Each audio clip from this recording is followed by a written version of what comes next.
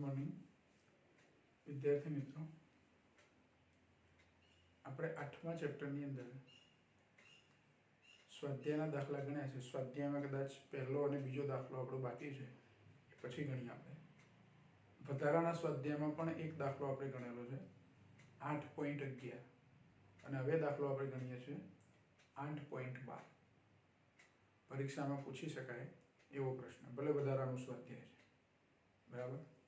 તો એ 8.12 ગણીશું આપણે. જો પ્રશ્ન જુઓ, પેજ નંબર 287 પર છે. પ્રશ્ન આવો છે કે એક 100 વોટના પ્રકાશ બલ્બની લગભગ 5% કાર્યક્ષમતાનું દ્રશ્ય વિકિરણમાં રૂપાંતર થાય છે. બલ્બમાંથી જે પ્રકાશ આવે છે એ વપરાતી ઉર્જાના 5% જેટલો પ્રકાશ મળે છે. કુલ બલ્બ જેટલી ઉર્જા વાપરે છે એના 5% ઉર્જાનું પ્રકાશમાં, એટલે કે દ્રશ્ય પ્રકાશમાં રૂપાંતર થાય છે. દ્રશ્ય વિકિરણની સરેરાશ તીવ્રતા નીચેના કિસ્સાઓ માટે કેટલી હશે? બે પ્રશ્નો પૂછ્યા છે. એક, બલ્બથી 1 મીટર અંતરે વિકિરણની તીવ્રતા કેટલી હશે? અને બીજું, બલ્બથી 10 મીટર અંતરે વિકિરણની તીવ્રતા કેટલી હશે? અને બધી દિશામાં આપણે એવું ધારી લેવાનું છે કે વિકિરણ એ બધી જ દિશામાં સમાન રીતે ઉત્સર્જિત થાય છે અને આગળ પ્રસરે છે. એનું કોઈ જગ્યાએ પરાવર્તન થતું નથી. આવું ધારી લેવાનું છે. જો 100 વોટનો બલ્બ આપ્યો છે આપણને, એટલે બલ્બનો પાવર P બરાબર 100 વોટ છે.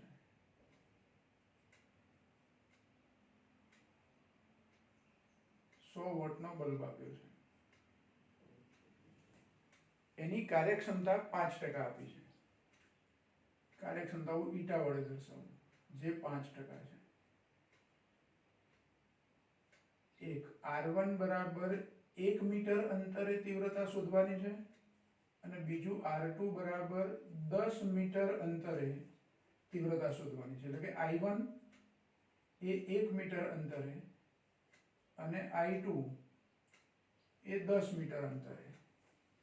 આ બે તીવ્રતાઓ આપણે શોધવાની છે. હવે આ જે પાવર છે, બલ્બનો પાવર, એના 5% ઉર્જાનું દ્રશ્ય પ્રકાશમાં રૂપાંતર થાય છે, અને એને આધારે આપણે તીવ્રતા ગણવા છે. તીવ્રતા દ્રશ્ય પ્રકાશની ગણવાની છે. હવે આપણી જોડે સૂત્ર છે I બરાબર U/AT, પણ U કેટલા લેવાના? જે પાવર આપ્યો છે એના 5%. U/T એટલે પાવર થાય. U/T એટલે પાવર થાય. જો સૂત્ર આવું છે આપણી જોડે, I બરાબર U/AT, પણ U/T એટલે પાવર, એટલે P/A લખી શકું. I બરાબર, અને આ પાવરના કેટલા ટકા લેવાના છે મારે? 5%. એટલે અહીંયા આ પાવર જે જો અહીંયા જે પાવર લીધો ને એ વપરાતો વિદ્યુત પાવર છે. અહીં જે પાવર છે એ વિકિરણનો પાવર છે, દ્રશ્ય વિકિરણનો. એટલે મારે આ પાવરના કેટલા ટકા લેવાના? 5%. બરાબર. અને એમાંય પાછા I1 લેવાના. પહેલી તીવ્રતા I1, એટલે કે R1 અંતરે તીવ્રતા. પહેલો પ્રશ્ન, R1 અંતરે દ્રશ્ય પ્રકાશની તીવ્રતા. તો એ તીવ્રતાને હું I1 વડે દર્શાવું તો 5% of P/A1. 5% of P એટલે પાવરના 5% જે પ્રકાશનું 5% ઉર્જાનું દ્રશ્ય પ્રકાશમાં રૂપાંતર થાય છે. એટલે અહીંયા મારે 5% લેવાના. જો 100% હોત તો ડાયરેક્ટ P/A1. 100% ઉર્જાનું, કાર્યક્ષમતા એની 100%, તો 100% જે ઉર્જા વપરાય છે એનું સંપૂર્ણપણે દ્રશ્ય પ્રકાશમાં રૂપાંતર થતું હોય. પણ અહીંયા એવું નથી. હવે એ બરાબર શું લેવાનું? તો 1 મીટર અંતરે તીવ્રતા શોધીએ છે, તો એ બલ્બ, એને બિંદુ ઉદ્ગમ ધારીએ તો 1 મીટર ત્રિજ્યાની ગોળાકાર સપાટી આપણે ધારી શકીએ. અને એ ગોળાકાર સપાટી પર દરેક બિંદુએ તીવ્રતા કેવી હોય? સરખી હોય. એટલે એ બરાબર ગોળાનું ક્ષેત્રફળ 4πr², પણ r ને બદલે આપણે R1 લેવાના, જે R1 બરાબર 1 મીટર લેવાના. એટલે જો આ 5 છે, 5% એમને એમ રાખવું. પહેલા આપણે પેલું સૂત્ર લખીએ, 5% of p upon 4 pi r1 square.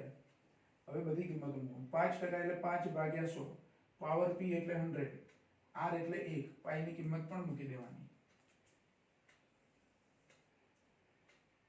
એટલે સૂત્ર આવું મળશે, i1 બરાબર જો 5 ભાગ્યા 100, 5% ને આવી રીતે લખાય, પછી પાવર આપ્યો છે આપણને 100 એટલે ગુણ્યા 100 છેદમાં 4 પાઈ r સ્ક્વેર એટલે કે 4 ગુણ્યા 3.14 અને r1 નો વર્ગ 1 નો વર્ગ 1 જ થાય. આમાં 100 જતા રહેશે એટલે શું વધશે તો 5 ભાગ્યા 4 તરી 12, 12.56 થાય. 5 ભાગ્યા 12.56 આનો જે આવે તે જવાબ. આપણે જવાબ શોધી કાઢીએ.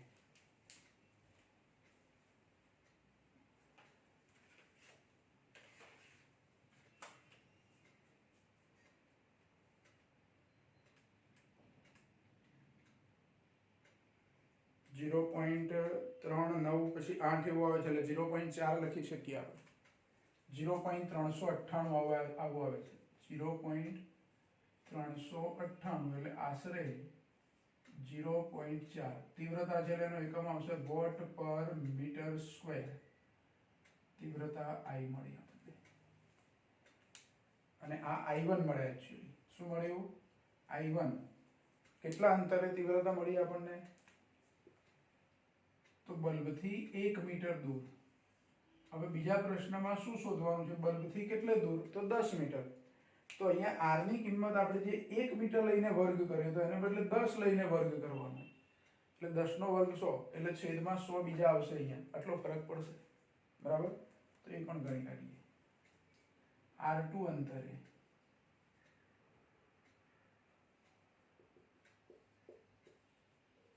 દ્રશ્ય પ્રકાશની તીવ્રતા, તો એને I2 વડે દર્શાવીએ તો એ 5% ઓફ p ભાગ્યા A2 એટલે 5% ઓફ p ભાગ્યા 4 પાઈ r2 સ્ક્વેર. એટલે આ r2 નો વર્ગ 10 નો વર્ગ 100 આવશે. અહીંયા આપણે 1 નો વર્ગ 1 લખ્યો એને બદલે અહીંયા ખાલી 100 આવશે. બીજું બધું એમ ના એમ જ. એટલે જો 5 ગુણ્યા 100 ભાગ્યા 100 ગુણ્યા 4 ગુણ્યા 3.14 ગુણ્યા 100. હવે આ 100 ના હોત તો આપણો જવાબ આવો છે 0.398. તો આ 100 સિવાય બાકીનો જવાબ 0.398 ભાગ્યા 100. એટલે આને હું 100 વડે ભાગું તો શું થાય?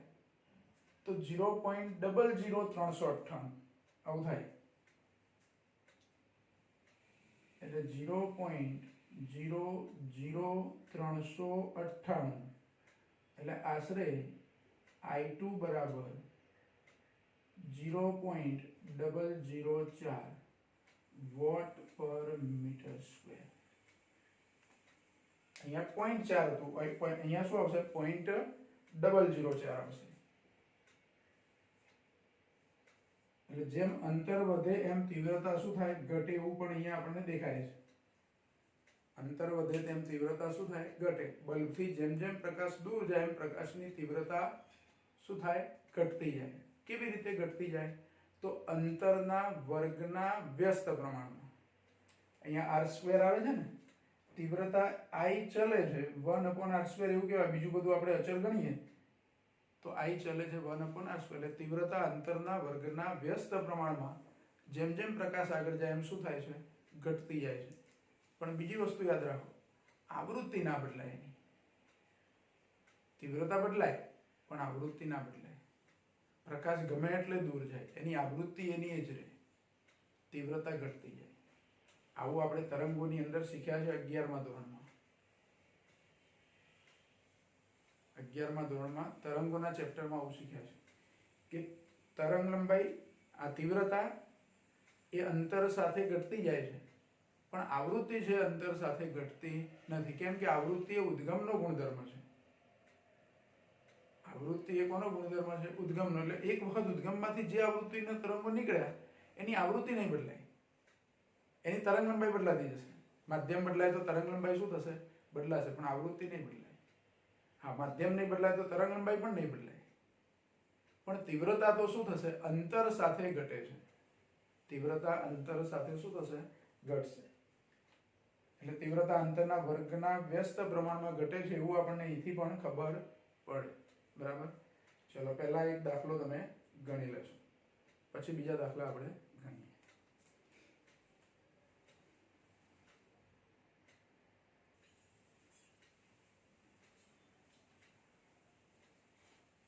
જો હવે આપણે સ્વાધ્યાયની અંદર સ્વાધ્યાયનો 8.1 અને 8.2 જે બાકી હતા એ દાખલા ગણીએ. તો એમાં 8.1 પહેલો જે દાખલો સ્વાધ્યાયનો જે આપણે પહેલા બાકી રાખેલો, એમાં કેપેસિટરની પ્લેટો આપી છે, કેપેસિટર આપી છે, સમાંતર પ્લેટ કેપેસિટર, અને એની પ્લેટો છે વર્તુળાકાર છે. આવી આકૃતિ આપી છે, પણ આકૃતિમાં આપણને ખાલી એટલી ખબર છે કે વર્તુળાકાર પ્લેટો છે, બાકી આકૃતિની આપણે કોઈ ખાસ જરૂર નથી. મુખ્ય પ્રશ્ન શું છે, તો કેપેસિટરની વર્તુળાકાર પ્લેટોની ત્રિજ્યા 12 સેન્ટીમીટર છે. આ પ્લેટ છે એની ત્રિજ્યા 12 સેન્ટીમીટર અને બે પ્લેટો વચ્ચેનું અંતર 5 સેન્ટીમીટર છે. બંનેને આપણે મીટરમાં લખીએ. આ કેપેસિટર સાથે બાહ્ય પરિપથની અંદર આપણે બેટરી જોડીએ એને ચાર્જ કરવા માટે, તો બેટરીમાંથી મળતો પ્રવાહ, જેને આપણે વહન પ્રવાહ કીધું છે, 0.15 એમ્પિયર. જો આ ચેપ્ટરની શરૂઆતમાં જ આપણે સ્થાનાંતર પ્રવાહની સમજૂતી મેળવેલી કે બે પ્લેટની બહારના વિસ્તારમાં જે પ્રવાહ હોય તે વહન પ્રવાહ, અને બે પ્લેટની વચ્ચેના વિસ્તારમાં જે પ્રવાહ હોય એને મેક્સવેલે જે શોધેલું, જેને આપણે સ્થાનાંતર પ્રવાહ નામ આપેલું. એટલે બે પ્રવાહો છે, એમાંથી વહન પ્રવાહનું મૂલ્ય તમને આપી દીધું છે, કેપેસિટર ચાર્જ કરવા માટે જરૂરી પ્રવાહ. પ્રશ્ન શું પૂછ્યો છે, તો પહેલો પ્રશ્ન છે એની અંદર એક કેપેસિટરનું કેપેસિટન્સ C શોધવાના છે. બીજું વિદ્યુત સ્થિતિમાનના તફાવતનો ફેરફારનો દર શોધવાનો છે. બે પ્લેટ વચ્ચેનો PD અને V કહેવાય, એનો ફેરફારનો દર એટલે dV/dt. અહીંયા dV/dt માં V એ વોલ્ટેજ છે, વિસ્થિતિમાનનો તફાવત છે, વેગ નથી, એટલે dV/dt આપણે શોધવાના છે. બીજો પ્રશ્ન છે એમાં સ્થાનાંતર પ્રવાહ કેટલો તે શોધવાનું છે. અને હજુ એક પ્રશ્ન પૂછ્યો છે કે અહીંયા કિર્ચોફનો જંક્શનનો નિયમ એટલે કે કિર્ચોફનો પહેલો નિયમ લાગુ પાડી શકાય, એવો પ્રશ્ન છે. એમાં કોઈ ગણતરી નથી, પણ હા કે નામાં એ જવાબ આપવાનો છે. તો એ ત્રીજા પ્રશ્નનો જવાબ છે કે કેપેસિટરમાં પણ પ્લેટો આગળ કિર્ચોફનો પહેલો નિયમ લાગુ પાડી શકાય. જો IC અને ID એના બે ભાગ પડતા હોય તો કુલ પ્રવાહ I = IC + ID. એટલે કેપેસિટરમાં પણ જંક્શનનો નિયમ તમે શું કરી શકો, લાગુ પાડી શકો. એટલે ત્રીજો પ્રશ્ન છે એનો જવાબ ખાલી આપણે કહેવાનું છે કે હા. પ્રશ્નમાં એવું પૂછ્યું કે શું અહીંયા કેપેસિટર માટે જંક્શનનો નિયમ લાગુ પાડી શકાય, તો હા, જંક્શનનો નિયમ લાગુ પાડી શકાય. ત્રીજા પ્રશ્નનો જવાબ જે આપણે પહેલા આપી દીધો. હવે આ પહેલો અને બીજો પ્રશ્ન જે છે એની ગણતરી આપણે કરવી છે. તો પહેલા આપણે ગણતરી કરીશું કેપેસિટન્સની. પહેલો પ્રશ્ન છે એમાં કેપેસિટન્સની ગણતરી કરવાની છે. કેપેસિટન્સ માટે આપણી જોડે સૂત્ર છે C = ε0 A/d. આમાં d તો આપ્યા જ છે આપણને. A એટલે શું, તો કેપેસિટરની પ્લેટનો આકાર કયો કીધો આપણે, વર્તુળાકાર. તો વર્તુળના ક્ષેત્રફળનું સૂત્ર અહીંયા લખવાનું πr². અને ε0 તો આપણને ખબર છે.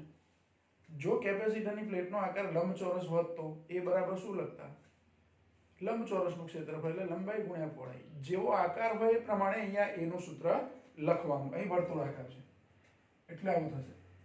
ε0 A ની જગ્યાએ πr², r સ્મોલ લીધા છે આપણે, πr²/d. આમાં કિંમતો મૂકી દેવાની એટલે C ની કિંમત આપણને મળી જશે. ε0 કેટલા, 8.85 ગુણ્યા 10⁻12. પાઈ એટલે 3.14. r², 12 નો વર્ગ કેટલો થાય, તો 144 ગુણ્યા 10 ની કેટલી ઘાત, -2 ઘાતનો વર્ગ એટલે -4 ભાગ્યા અહીંયા d કેટલા, તો 5 ગુણ્યા 10⁻2 ઘાત. આ બધાનું સાદું રૂપ એટલે કેપેસિટન્સ.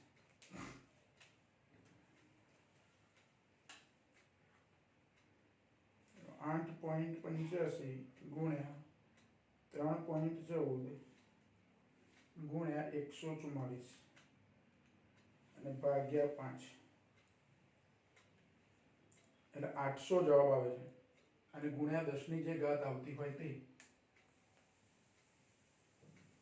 એટલે 800 ગુણ્યા 10 ની ઘાત કેટલી, તો 12 ને 4 16 એટલે -16, એટલે 8 લખવું, સોરી પછી બીજી બે ઘાત કરી અહીંયા, 8 ને 4 12, એમાંથી 12 ને 4 16 ને એમાંથી 2 કાઢવાના એટલે 14, બરાબર, અને આ બે શૂન્ય ઓછા કરીએ એટલે -12 ફેરાડે, એટલે 8 પીકો ફેરાડે આવું પણ લખાય કેપેસિટન્સ.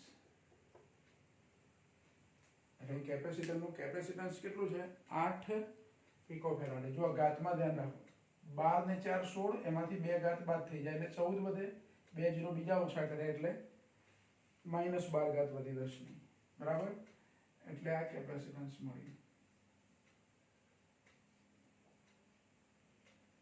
ચાલો બીજું આપણે dV/dt શોધવાના છે. તો કેપેસિટરની પ્લેટ પરના વિદ્યુતભારનું સૂત્ર આપણને ખબર છે.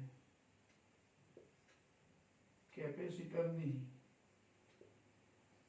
પ્લેટ પરનો વિદ્યુતભાર, ધારો કે વિદ્યુતભાર Q હોય તો Q બરાબર CV, આવું સૂત્ર છે આપણી જોડે, Q બરાબર CV.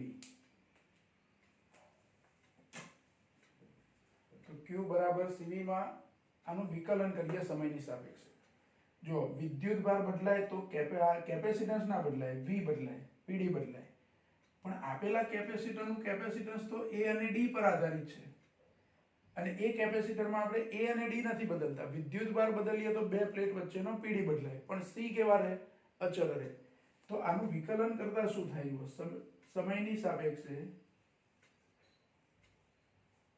સમયની સાપેક્ષે વિકલન કરતા, તો dQ/dt બરાબર C અચળ dV/dt આપણે શોધવાના છે.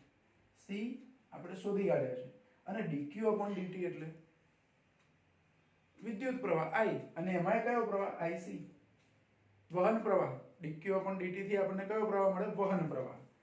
એટલે અહીંયા લખી દઉં IC બરાબર C dV/dt. તો હવે આપણે શું શોધવાનું રહ્યું, તો dV/dt શોધવા છે. તો dV/dt નું સૂત્ર શું લખાય, dV/dt શું લખાય, તો IC/C, IC 0.15 આપ્યા છે આપણને પ્રશ્નમાં, અને C આપણે કેટલા શોધ્યા, 8 ગુણ્યા 10 ની -12 પીકો ફેરાડ, એટલે આ કિંમત લઈ લેવાની.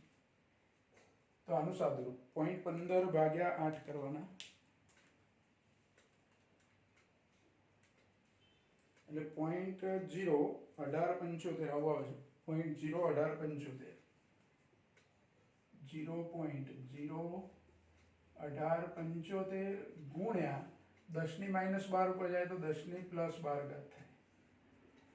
હવે આ પોઈન્ટ અહીંયા ખસો એટલે 10 ઘાત થઈ જાય, એટલે 1.875 ગુણ્યા 10 ની 10 ઘાત વોલ્ટ પર સેકન્ડ. વિદ્યુત સ્થિતિમાનનો તફાવતના ફેરફારનો દર આટલો મળશે આપણને, dV/dt.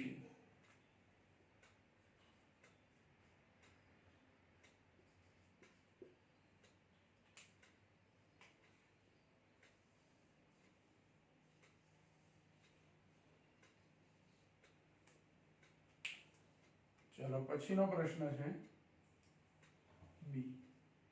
સ્થાનાંતર પ્રવાહ આપણે શોધવાનો છે. સ્થાનાંતર પ્રવાહ જેને આપણે શાના વડે દર્શાવીએ છીએ, ID. હવે ID નું સૂત્ર આપણી જોડે છે, જુઓ થિયરીમાં આપણે શીખ્યા છે, ID બરાબર ε0 d phi e/dt. સ્થાનાંતર પ્રવાહનું સૂત્ર આવું છે, પણ phi તો છે નહીં આપણી જોડે. પણ phi બરાબર શું, તો કેપેસિટરની બે પ્લેટ વચ્ચે વિદ્યુત ફ્લક્સ, સમાન વિદ્યુત ક્ષેત્ર લઈએ છીએ આપણે,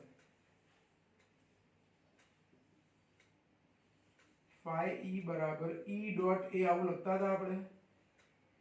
E ડોટ એ એટલે E A cos થીટા, પણ કેપેસિટરની બે પ્લેટ વચ્ચે સમાન વિદ્યુત ક્ષેત્ર છે. જે આડછેદ આપણે લઈએ છીએ એનો ક્ષેત્રફળ સદિશ અને E વચ્ચેનો ખૂણો 0 છે. એટલે E A cos 0, તો cos 0 1 એટલે E A લખી શકાય phi બરાબર. પણ અહીંયા તો મારે શું જોઈએ છે? d phi upon dt. તો આમાં પ્લેટનું ક્ષેત્રફળ તો અચળ છે, એ અચળ છે. તો d phi upon dt લખું તો અહીંયા de upon dt થાય. અહીં વિકલન કરીએ છીએ આપણે, એટલે d phi e upon dt લઉં તો એ અચળ de upon dt. જો આને હું નંબર આપું છું, આ પરિણામને નંબર આપી દઈએ આપણે 4, આને નંબર આપી દઉં 5. જો હજુ કેવા ફેરફારો કરીએ છીએ. પરંતુ E બરાબર શું? તો કેપેસિટરની બે પ્લેટ વચ્ચેનું વિદ્યુત ક્ષેત્ર E એટલે સિગ્મા અપોન એપ્સિલોન 0 થાય. પણ સિગ્મા એટલે Q અપોન A, Q એટલે પ્લેટ પરનો વિદ્યુત ભાર, અપોન A એપ્સિલોન 0. E બરાબર Q અપોન A એપ્સિલોન 0. પણ મારે તો de અપોન dt લાવવા છે. જેવું અહીંયા d phi અપોન dt લાવ્યા phi ના સૂત્ર પરથી, એવું E ના સૂત્ર પરથી હજુ de અપોન dt લાવવું છે. તો આનું વિકલન કરું તો શું થાય? તો de અપોન dt બરાબર, આને ભૂલી જાવ વચ્ચે, આ પદ છે ને એની જગ્યાએ હું E બરાબર શું લખું છું? Q upon A epsilon 0. આનું વિકલન નથી કરતા આપણે, Q અપોન A એપ્સિલોન 0. એમાં A અને એપ્સિલોન 0 અચળ, Q નું વિકલન થાય એટલે 1 upon A epsilon 0 dq upon dt. પણ dq અપોન dt એટલે અહીંયા આપણે શું લીધું છે? dq અપોન dt એટલે IC લીધા. તો de અપોન dt નું સૂત્ર શું થાય? તો 1 upon A epsilon 0 into IC, એટલે કે અહીંયા 1 ના ગુણાકારમાં IC એટલે IC upon A epsilon 0. de upon dt બરાબર આવું લખાય. બરાબર? આને પણ નંબર આપીએ આપણે.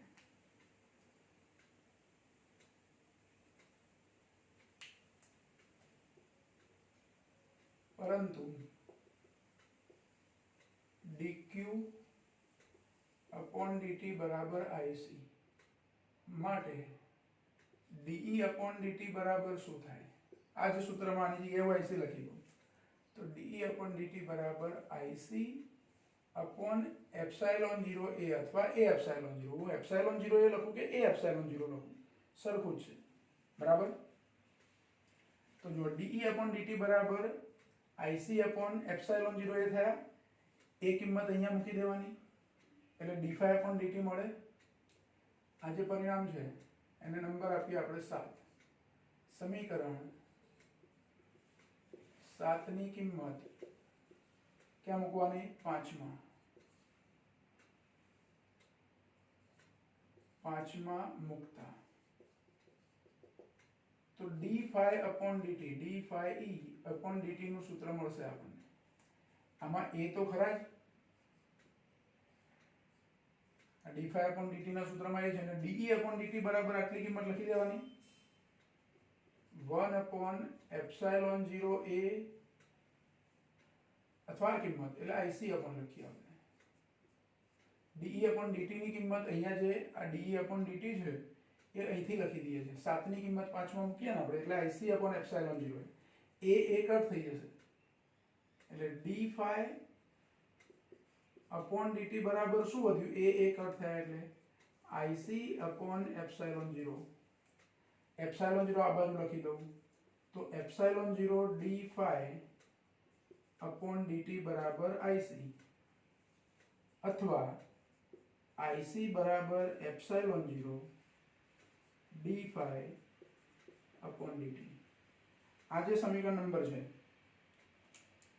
અને સમીકરણ 4, આ નંબર આપું 8. 4 અને 8 એની જમણી બાજુ સરખી થઈ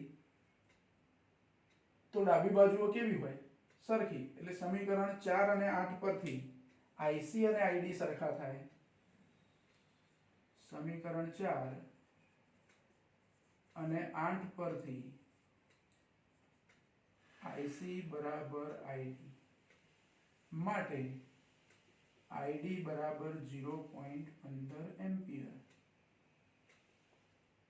કારણ કે IC તો 0.15 આપ્યા જ છે આપણને એટલે જુઓ, કેપેસિટરની અંદર આપણે વહન પ્રવાહ અને સ્થાનાંતર પ્રવાહો લઈએ તો આ બે પ્રવાહો કેવા હોય? સરખા જ હોય. ભલે નામ જુદા પાડ્યા છે એના. મેક્સવેલે એનું નામ સ્થાનાંતર પ્રવાહ આપ્યું છે, પણ કોઈ પણ કેપેસિટર તમને આપ્યું હોય આવું અને એની સાથે બાહ્ય પરિપથમાં બેટરી જોડીને કેપેસિટરને ચાર્જ કરો તમે, એ સપ્લાય તરીકે એસી સપ્લાય આપો કે ડીસી સપ્લાય આપો, પણ જ્યાં સુધી પ્રવાહ વહેતો હોય ત્યાં સુધી આઈસી અને આઈડીના મૂલ્યો કેવા હોય? સરખા જ હોય. એટલે તમને વહન પ્રવાહ આપી દીધો છે તો તમારે કહી દેવાનું છે કે વહન પ્રવાહ અને સ્થાનાંતર પ્રવાહ સરખા જ છે. એટલે વહન પ્રવાહ 0.15 છે તો સ્થાનાંતર પ્રવાહ પણ કેટલો હોય? 0.15. પણ એ બે સરખા છે એવું કેવી રીતે નક્કી કરશો? તો આપણે અહીંયા એ સાબિત કર્યું કે એ બે સરખા કેવી રીતે છે. ખ્યાલ આવ્યો? એટલે છેલ્લે અહીંયા સાબિત થઈ ગયું કે બે સરખા છે તો પછી આઈડીને અલગથી ગણવાની જરૂર નથી. આમ તો મારે આઈડી ગણવા હોય અને તમને ફ્લક્સના ફેરફારનો સમય દર જો આપ્યો હોય, d∅dt આપ્યા હોય તો તમે આઈડી ગણી શકો, જે પહેલાના જેટલા જ મળે 0.15 જેટલા, પણ નથી આપ્યું આપણને. એટલે આપણે શું કર્યું? સાબિત કરી દીધું કે આઈસી અને આઈડી કેવા હોય છે? સરખા. એટલે આઈસી બરાબર આઈડી. એટલે એક વખત તો તમારે આવું સાબિત કરવું પડે. એટલે આ પ્રશ્નમાં તો આવું સાબિત કરવું જ પડશે તમારે. બરાબર? 4 ગુણની અંદર પૂછી શકાય એવો પ્રશ્ન.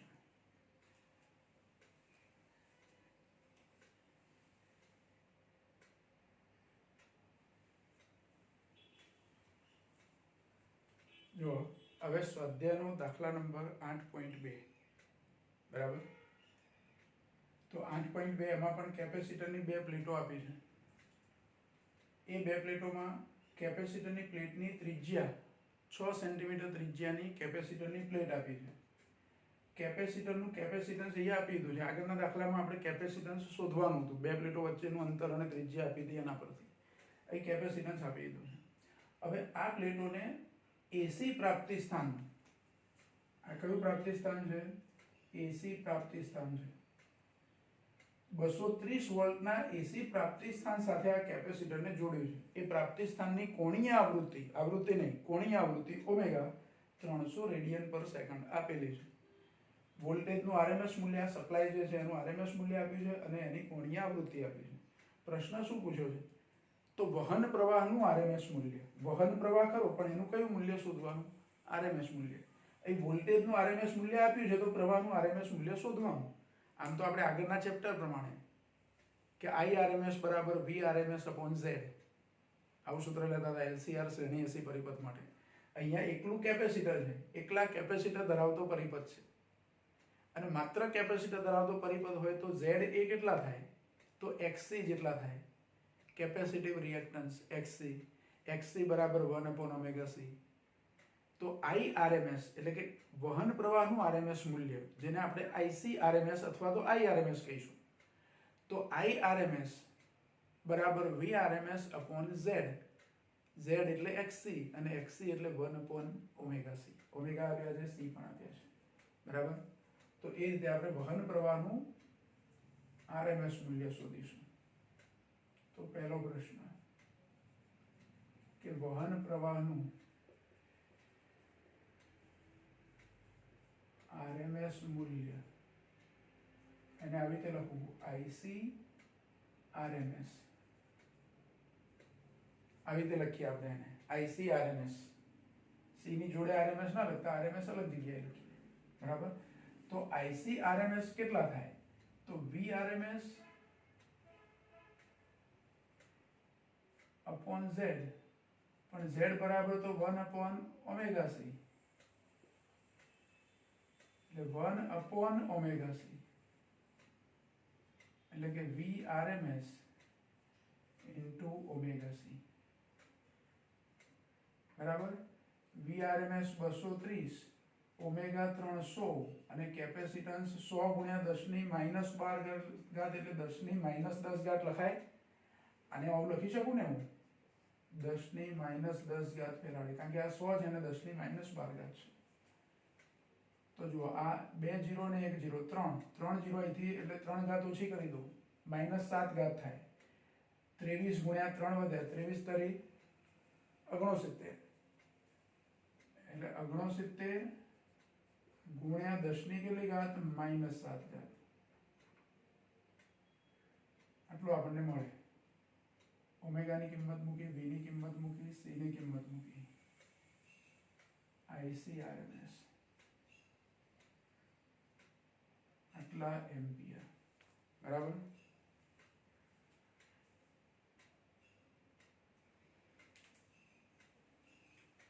જો પછી આને -6 ઘાત કરવી હોય તો 6.9 કરી દેવા પડે, અને 6.9 કરવું એટલે માઇક્રો એમ્પિયર થઈ જાય.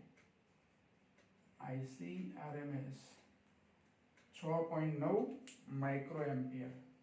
કારણ કે જો 69 છે એના 6.9 કરી એટલે એક ઘાત ઓછી થાય એટલે -6 ઘાત થાય, ને 10 ની -6 ઘાત એટલે માઇક્રો લખાય. એટલે એક પ્રશ્નનો જવાબ મળ્યો આપણને. વહન પ્રવાહનું RMS મૂલ્ય.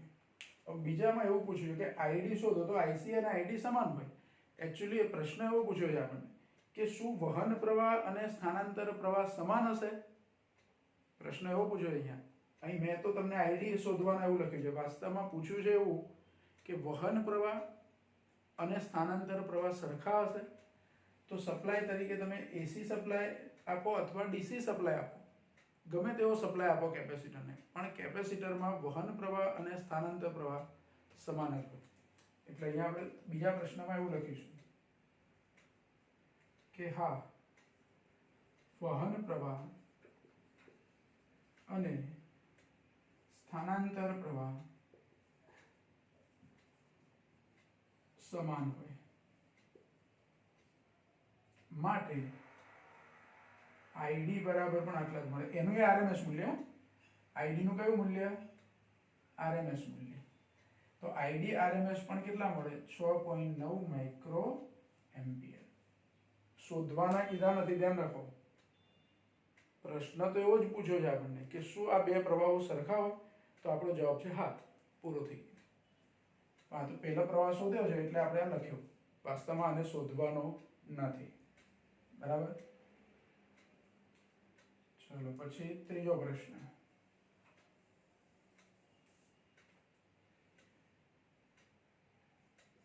જો ત્રીજા પ્રશ્નમાં શું કીધું છે? R બરાબર 3 સેન્ટીમીટર અંતરે, અક્ષથી 3 સેન્ટીમીટર અંતરે ચુંબકીય ક્ષેત્રનું મહત્તમ મૂલ્ય શોધો. આવું કીધું છે. 3 સેન્ટીમીટર અંતરે મહત્તમ મૂલ્ય. તો એ મહત્તમ મૂલ્ય માટે મારે IC પણ મહત્તમ શોધવા પડશે. IC ને ID સરખા તો હોય, પણ આ તો કયું મૂલ્ય છે? RMS મૂલ્ય છે. મારે ID ની જરૂર પડશે ત્યાં, અને ID ની જરૂર પડશે એટલે ID કયા જોઈશે મારે? મહત્તમ. તો અહીં ID આપણે શોધી કાઢ્યા છે, એનું મહત્તમ મૂલ્ય આપણે શોધીએ આ જ પ્રશ્નમાં.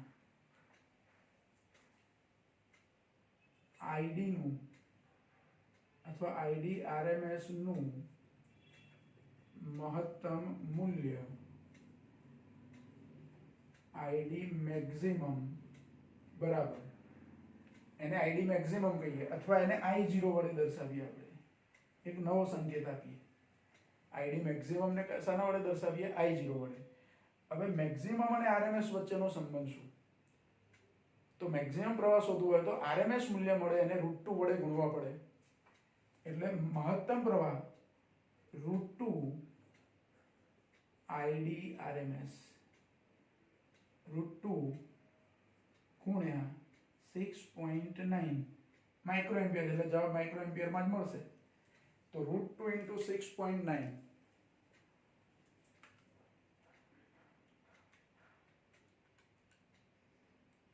એટલે 9.76 મળે છે આપણને. 9.75 અથવા 76 એટલે I0 9.76 માઇક્રો એમ્પિયર. જો I0 આપણને આટલા મળશે, જેની આપણે જરૂર હતી. આને હું નંબર 2 આપી દઉં. જો આમ તો આ શોધ્યા પછી આની જરૂર નથી, પણ આની જરૂર ક્યાં પડી? I0 શોધવામાં. એટલે કે સ્થાનાંતર પ્રવાહનું સ્થાનાંતર પ્રવાહનું મહત્તમ મૂલ્ય શોધવામાં. હવે આપણે ચુંબકીય ક્ષેત્ર લેવું છે. હવે જુઓ, અહીંયા આપણને પ્રશ્ન એવો છે કે બે પ્લેટ વચ્ચેનો જે વિસ્તાર છે,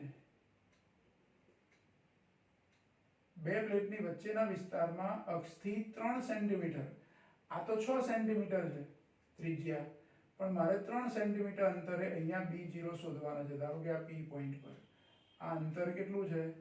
R જેટલું, એટલે કે 3 સેન્ટીમીટર જેટલું, સ્મોલ r જેટલું. હવે આપણી જોડે ચુંબકીય ક્ષેત્ર શોધવાના સૂત્રો જે છે, રિંગ માટેનું સૂત્ર છે આપણી જોડે, રિંગ માટેનું સૂત્ર છે ચુંબકીય ક્ષેત્ર શોધવાનું. એ સૂત્ર કેવું છે? તો એ સૂત્ર કોઈ રિંગ આપી હોય તો એની અક્ષ પર અમુક અંતરે તીવ્રતા શોધવાનું એવું સૂત્ર છે. અથવા તો કેન્દ્ર પર, બી કેન્દ્ર આવું આપણે લેતા હતા. બી કેન્દ્રનું સૂત્ર શું લેતા હતા? તો μ0I/2r આવું સૂત્ર લેતા હતા. પણ અહીંયા આપણે ચુંબકીય ક્ષેત્ર માટે અક્ષથી અમુક અંતરે શોધવાનું છે, એટલે જુદું સૂત્ર વાપરવું પડે. એ સૂત્ર આપણે કોઈ જગ્યાએ લખ્યું નથી. તમારે આ ચેપ્ટર પૂરતું, આ દાખલા માટે એ સૂત્ર તમે યાદ રાખવાનું છે કે અક્ષથી r અંતરે ચુંબકીય ક્ષેત્ર.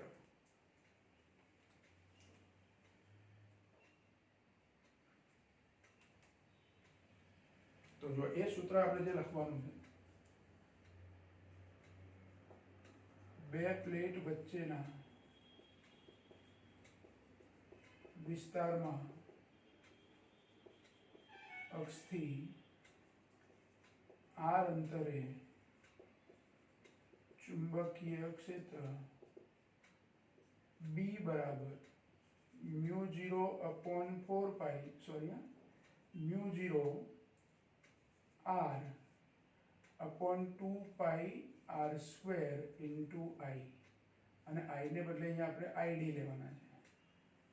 પણ એ વખતે આ ID RMS હોય તો મારે આ મહત્તમ લેવું હોય તો ID પણ મહત્તમ લેવા પડે. અને અહીંયા કંપ વિસ્તાર પૂછ્યો છે, એટલે ચુંબકીય ક્ષેત્રનો કંપ વિસ્તાર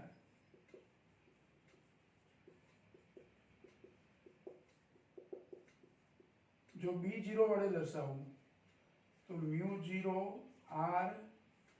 r/2πr² ઇન્ટુ I0. જો અહીંયા B0 કરી દો, આ RMS મૂલ્ય છે એવું સમજો, એવરેજ RMS છે તો અહીંયા ID લીધા, ID નું RMS લો તો આ RMS મળે, ID નું મહત્તમ લો તો આ મહત્તમ મળે. એનો મતલબ શું કે ચુંબકીય ક્ષેત્ર અને પ્રવાહ એ સમાન કળામાં છે. પણ એની આપણે ચિંતા નહીં કરીએ, આપણે તો સીધું આ સૂત્ર યાદ રાખવું કે B0 બરાબર μ0 r/2πr², જેમાં આ r એટલે શું તો પ્લેટની ત્રિજ્યા, અને આ r એટલે શું કેટલા અંતરે તમારે તીવ્રતા શોધવી છે તે. એટલે એક 6 સેન્ટીમીટર અને એક 3 સેન્ટીમીટર એવું આપેલું છે, એટલે આ બે મૂલ્યો તો આપણને આપેલા જ છે. μ0 ખબર છે, I0 આપણે શોધી કાઢે અહીંયા જરૂર છે તો B0 આપણને મળી જશે. કિંમતો મૂકવાની, μ0 એટલે 4π 10⁻⁻7, r એટલે 3 × 10⁻², મીટરમાં લખવાનું, સેન્ટીમીટર છે.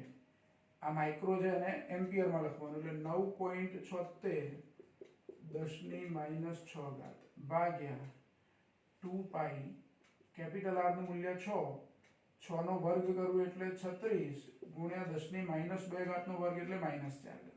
આ પાઈ કટ થઈ જશે, આ 2 છે 4 છે એટલે ઉપર 2 રહેશે, બરાબર. અને બાકીનું સાદું રૂપ જો અહીંયા આ 3 છે ને અહીંયા 36 છે તો 12 થશે, 12 તરી 36.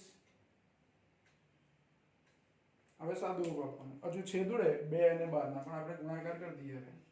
9.76 ભાગ્યા 6 કરી દો, 2 અને 12 છે એટલે અહીંયા 6 વધે, આ 9.76 વધે, એટલે 9.76 ભાગ્યા 6 એટલે 1.63 જેવું મળે છે આપણને. એટલે B0 બરાબર 1.63. હવે 10 ની ઘાત જુઓ, બધી જ માઇનસ છે ઉપર, એટલે -7 -2 -6, 7 ને 2 9 ને 6 15, 15 માંથી 4 જાય એટલે 11, એટલે ગુણ્યા 10⁻11 ટેસ્લા, બરાબર. B0 આટલા મળશે આપણને.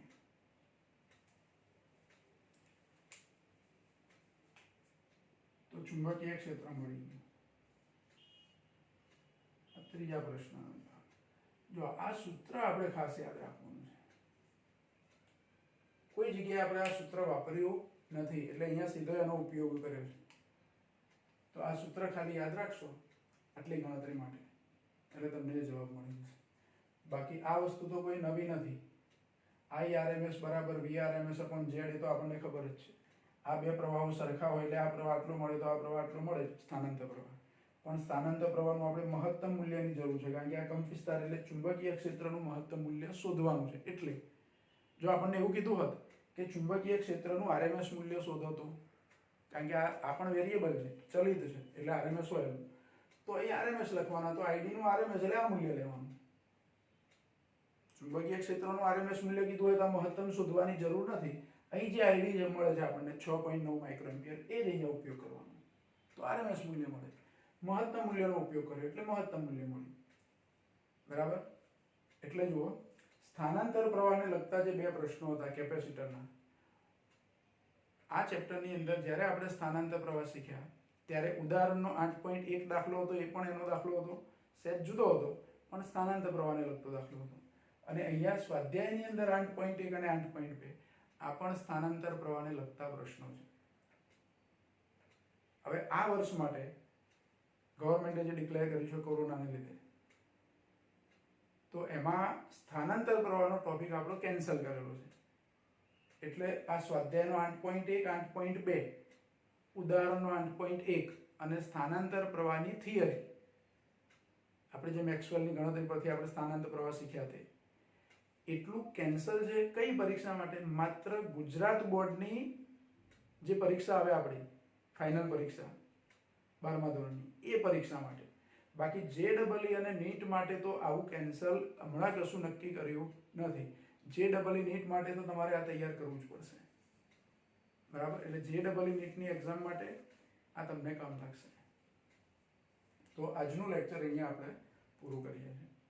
હવે જે ટોપિક આપણો બાકી રહે છે, એક જ ટોપિક આ ચેપ્ટરનો થિયરીનો, વિદ્યુત ચુંબકીય વર્ણપટ, એના જુદા જુદા વિભાગોની સમજૂતી આપવાની છે, જેમાં કોઈ સૂત્ર તારવવાનું નથી, માત્ર થિયરી છે.